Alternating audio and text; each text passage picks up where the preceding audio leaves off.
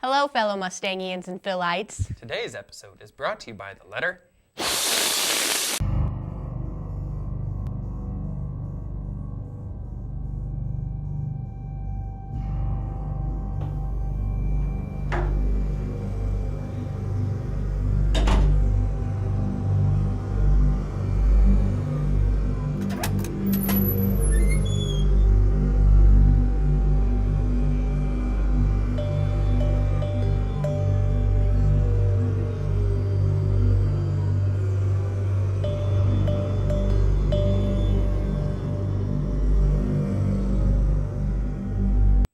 Are you wondering what's going on with construction?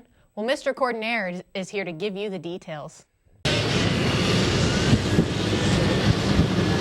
Phase 1 of the Natrona County High School construction project was the building of the SFAC. Phase 2 was the demolition of the majority of the building that you see that's gone today. Got one. Phase 3 is the construction of the east wing of the new building. That's the majority of the construction that you see going on today. The fourth phase is going to be the remodel of the current building that we're sitting in right now, the offices and the culinary arts program and the auditorium, the music rooms and all of that. Phase 5 will be the west wing remodel combined with Phase 6, which is the west wing of the building, which is all new. And that includes the gymnasiums, art rooms, science rooms, math rooms, all of those. It will be in those new areas. Currently, they're going to see a lot of action going on. Concrete footers and stem walls being poured. Within the next week or two, you're going to see masonry walls going up around the CTE shops and the new cafeteria. Soon after that, within the next month, you'll see some steel being swung into place, and that steel will house the floor joists for the first, second, and third story of the new building. And then sometime here midwinter, you'll start to see the building becoming closed, and then a lot of interior work will take place with hopeful completion of the east wing by May of 2015. Have you left your mark on the school? Well, yes, I have. You may have noticed the handprints on the wall by the auditorium. This year's theme for the yearbook will be Leaving Your Mark. The yearbook will have the opening and closing pages of the book of Be Our Hands. What a great way to leave your mark.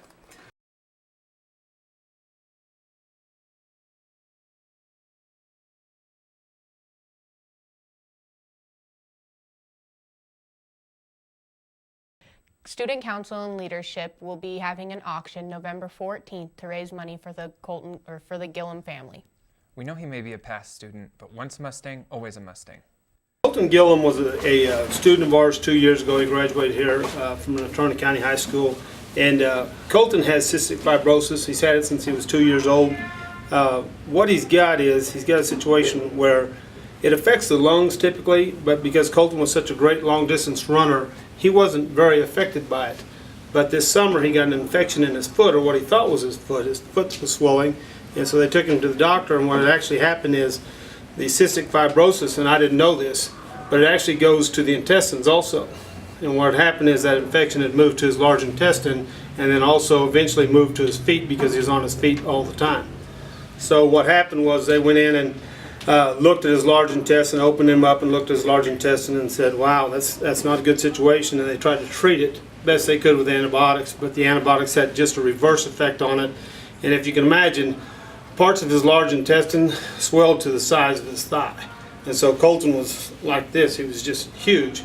So they treated him with that, the antibiotics, and that didn't work. So they had to go in and they removed about 90% of his large intestine.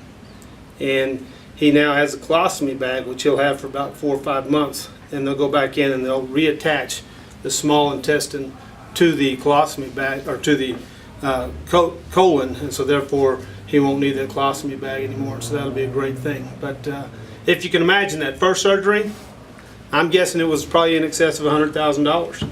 The next surgery, probably same thing, $100,000, $200,000.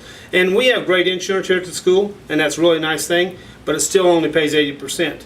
So if he's got $300,000 in surgeries, and I'm guessing that's at least what he has, he probably has more than that, then to go with that, $60,000 of that is his mom and dad's bill.